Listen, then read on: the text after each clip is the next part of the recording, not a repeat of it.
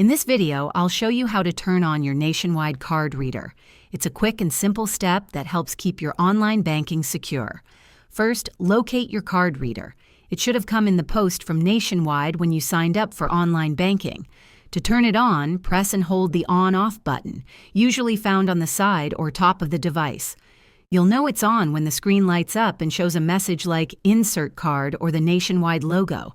If your card reader uses batteries, make sure they're inserted correctly.